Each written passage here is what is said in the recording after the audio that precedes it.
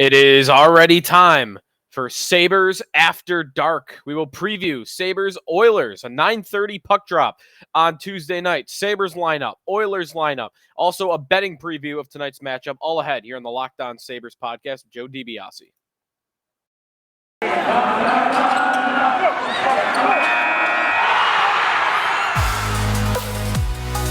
You're Locked On Sabres, your daily podcast on the Buffalo Sabres. Part of the Locked On Podcast Network, your team every day.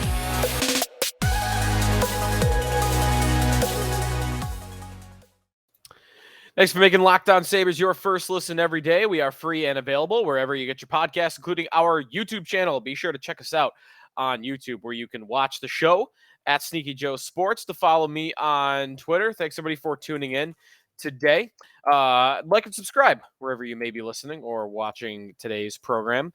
Sabres and Oilers. We've got a Sabres After Dark, and we've got an early one in the regular season for the Buffalo Sabres. So we'll preview tonight's game, look at the lineups for both teams, the starting goaltenders, also a full betting preview of tonight's matchup as well.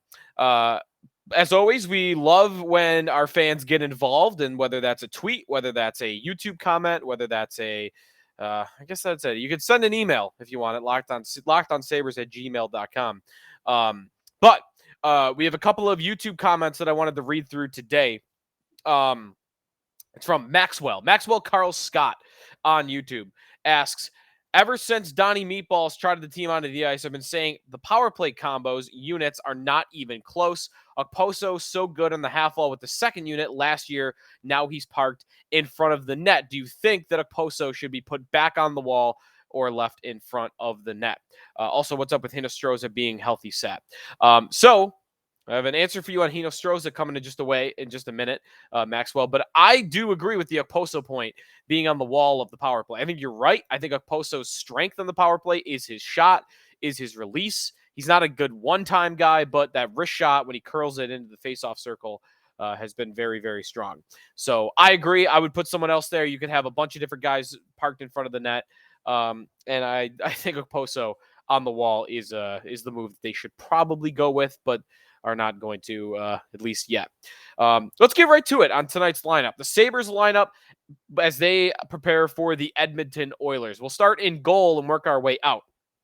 So Eric Comrie is going to start in goal tonight. All indications are, as he was the first to leave the ice in Edmonton. This is good. I like this. I thought Comrie was great in game number 2 against Florida. I thought Anderson was good in game number 1. I don't want to take anything away from him, but Comrie was dynamite, and he really is supposed to be this team's number 1. He's someone we're trying to find out how good he is, and also has the highest ceiling of these two in a runaway, I would say.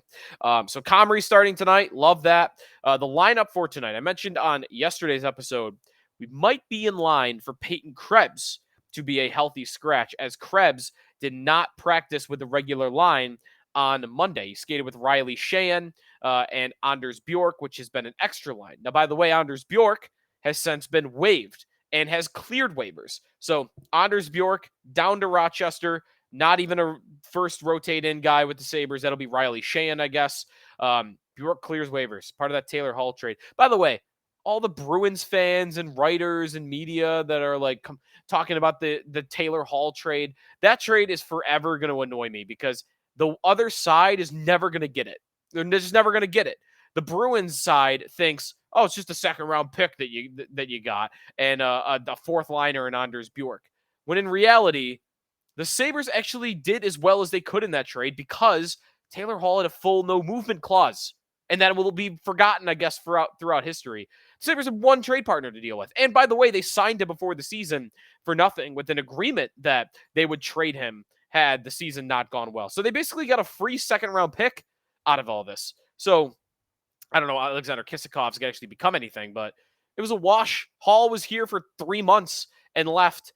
What was the harm? They signed him for free. They traded him for a second round pick. They got a free second round pick out of Taylor Hall. So I'm not hating that trade in any way. And it annoys me when Boston gets a hold of it and they start running with it. But anyways, Bjork waived. Krebs was practicing with them, but Krebs back on a regular line on the Tuesday morning skate. And the man that is likely going to be healthy scratched is going to be Jack Quinn. Jack Quinn was rotating in along with Riley Sheahan. Krebs was actually up on a line with Kyle Okposo and Zemgus Girgensons. It's kind of a weird fit, as Krebs is more of a one-dimensional offensive playmaker. Okposo Girgensons more of the checking line, two-way specialist. Rasmus Asplund, who was centering that line, was bumped up with Casey Middlestat and Victor Olofsson. I actually don't mind that line. I like Middlestat as a puck carrier and a playmaker, Olofsson as a sniper, and Asplund there to do the dirty work. Dylan Cousins was centering JJ Peterka and Vinny Hinostroza. So that line, remember, had been really strong with Krebs on it. Now Krebs gets moved off, Hinostroza in. Fine. I wish Quinn was still playing. It's weird to me that Hinostroza is playing up top of him. Maybe Granados wants to keep him fresh. I don't know. The top line, Tage Thompson centering Alex Tuch and Jeff Skinner. Tuch is there to get Skinner and Thompson going. Olofsson is not a puck carrier, and Thompson at his best is a goal scorer in the slot. So I think Tuch as doing the dirty work and a guy that can come through the neutral zone with speed, get the puck into the zone, and let those two go to work once you're in the offensive zone and be the responsible guy in his own end. Tuch is the perfect line mate for Skinner and Thompson. I would not touch that line. Leave it as it is. It's better when Tuch is there than when Olofsson is there. That is, to me, the line that should be set in stone. The rest of them you could juggle if you want, but that line has got to stay, especially if you're going to keep Thompson and Skinner together. And they work really well in the offensive zone together. The problem is they could be a liability in the neutral zone and in the defensive zone. So you need someone that can complement their skill sets to allow them to be together in the offensive zone. Olofsson is not that. Tuch is. They should keep Tuch on that line. Glad to see the Granado got there only 3 games into the season. So that's your forward lines for tonight's game. On the D pairings, Matthias Samuelsson and Rasmus Dahlin, no surprise there. Owen Power and Henry Jokiharju, no surprise there. And Jacob Bryson and Ilya Lyubushkin.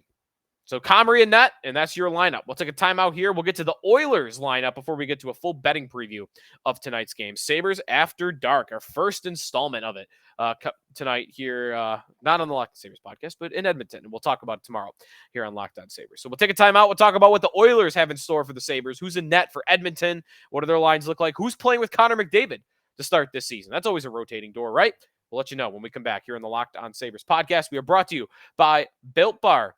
If you haven't tried Built Bar Puffs yet, you're depriving yourself. It's one of life's greatest joys. I'm not even exaggerating. It's my breakfast every morning. And, try not to have more than one a day because I like to savor them.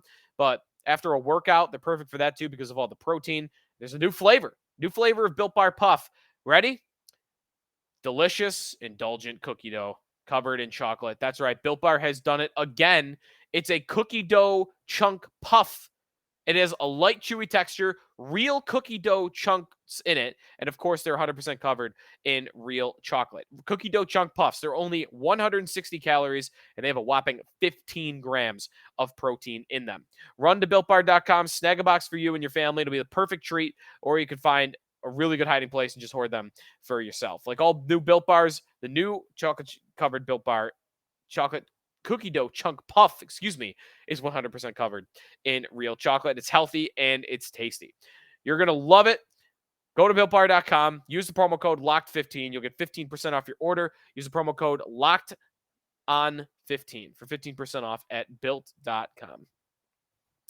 Joe DiBiase on dog duty while I do the podcast here.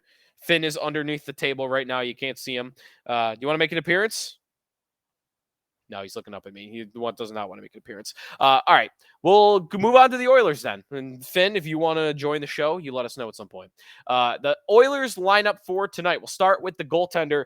It is going to be backup netminder Stuart Skinner for tonight's game. That's good. It's good for the Sabres. Cam Talbot, I think, had a shutout the other night. 31 saves on 31 shots I saw from Talbot. I'm not sure if that was 5-on-5 or the whole game.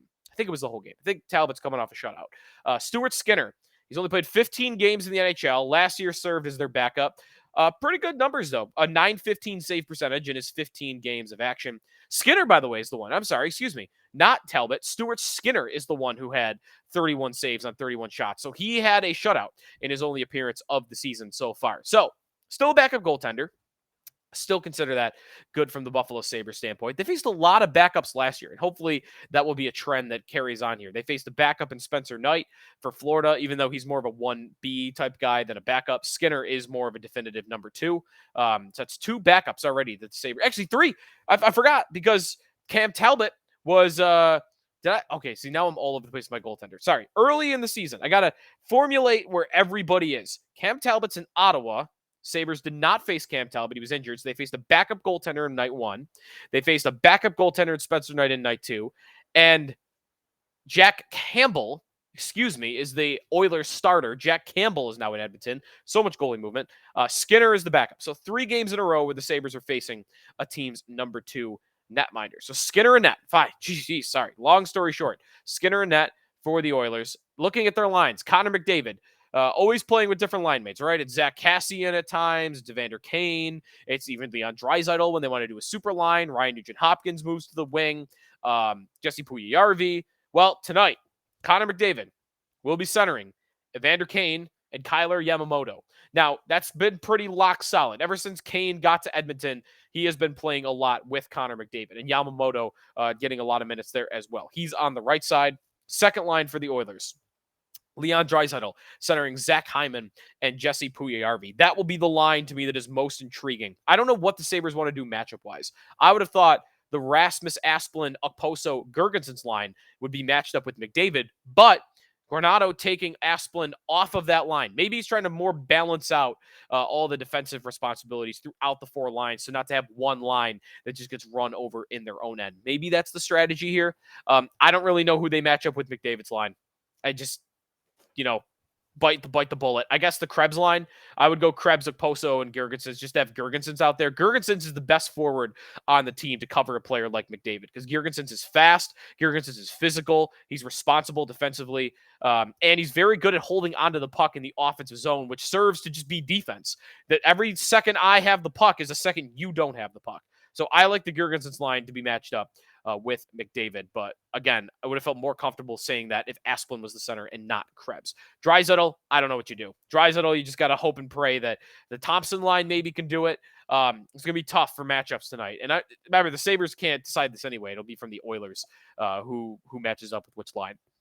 Third line for the Edmonton Oilers. This is their strength, their team, right? Down the middle. McDavid 1, Draisaitl 2, Ryan Nugent-Hopkins 3. Centering, Warren Foegele and Dylan Holloway. It's more of a throwaway line. It's Nugent-Hopkins as a third-line center, and then just put whoever with him. Ryan McLeod, Marcus Niemelin, and Devin Shore is the fourth line. On the blue line for Edmonton, they've always been thin on that blue line in Edmonton, and that has not changed. They are still an underwhelming unit. Darnell Nurse, Cody Ceci is the top pair. Ryan Murray and Evan Bouchard is the second pair. I do like Bouchard. And then Brett Kulak and Tyson Berry is the third pair. So again, kind of a weak blue line for the Edmonton Oilers. So that's their lineup. Actually, you want to look through their stats real quick? That's always fun to do, right? Look at McDavid's stats. 3 games into a season. And there is Connor McDavid with 4 goals and 1 assist in 2 games. So the Oilers have only played 2 games so far this year. This is their third. 5 points. Yeah, 4 goals, 1 assist for McDavid, 1 goal, 4 assists for Draisaitl, a goal and an assist for Darnell Nurse, 2 points for Zach Hyman and Evander Kane. We'll take a time out here and we'll look at some of the betting lines at Bet Online when we come back here on the Locked On Sabres podcast with Joe DiBiase.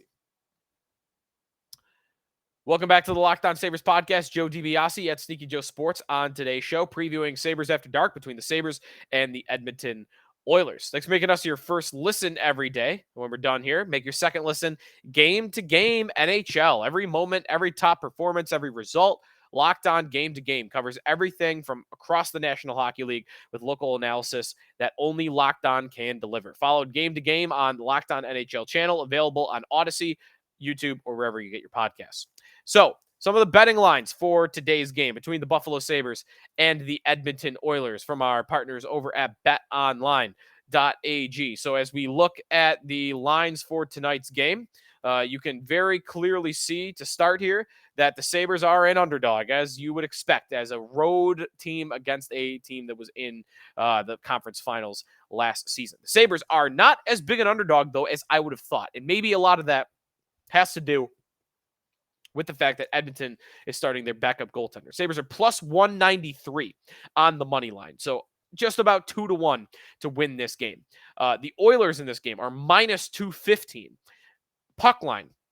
Sabres are plus a goal and a half at minus 130, so about even money, and then plus 110 for the Oilers at minus a goal and a half, and the over-under is 7. So I bet the under in my last game. I'm going to go back to that well, and I'm going to choose the under in this game, even though a little bit of the juice is on the under at minus 113. I'm going to go under 7 goals at minus 113 is my favorite bet for the over-under tonight. In terms of the puck line, I don't want to touch the money line. The puck line, though, I do like the Sabres because you're getting almost 50-50 odds, and you just need them to lose by at least 1 goal. I think the Sabres have been playing these teams close. They played for what they did from Florida. What they did against Florida shows me they could get beat in a game where they're definitively the second best team, and they could keep it close. They could keep it tight. They could play well in their own end, get their chances, kind of play a counterattack, almost soccer style-esque performance when you're playing a top team. I think the Sabres can win a game like that, and I think they can keep that game very close. Some of the prop bets for tonight's game. Looking at it at Bet Online. Leon Draisaitl, the favorite to score, minus 135 to score a goal. I am not in on that. McDavid, minus 110.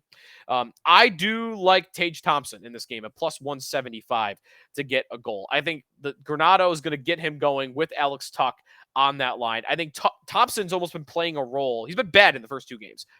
Or 3 games. 2 games, excuse me. Definitively, Thompson has been bad. But I think he's been asked to play a role that is not suited for him, which is puck carrier, neutral zone guy, zone entry man. I like that Tuch is there to help out with a lot of that stuff. I think that will open up the ice a little bit for Tage Thompson, can allow him to be more of a finisher and allow Alex Tuch to be more of a playmaker in this game. So I got Thompson at plus 175. I like the under 7 goals, and I like the Sabres to win the game. Not to win the game, but to cover the puck line at plus a goal and a half. That is going to do it for us here on the Locked On Sabres podcast. Enjoy the game tonight. I will talk to you tomorrow after it is all set and done, and hopefully we have a Sabres win to talk about. So we'll talk about it then at Sneaky Joe Sports, at Locked On Sabres, to follow us on social media. Be sure to check out our YouTube channel if you've not done so yet. Thanks for making us your first listen every day. Now go make your second listen Locked On Fantasy Hockey. Host Steele Roden and Flip Livingstone bring you the fantasy edge to keep you ahead of the competition with daily updates of news, analysis, and advice Monday through Friday. Available on YouTube, Odyssey, or wherever you get your podcasts. See you tomorrow. Later.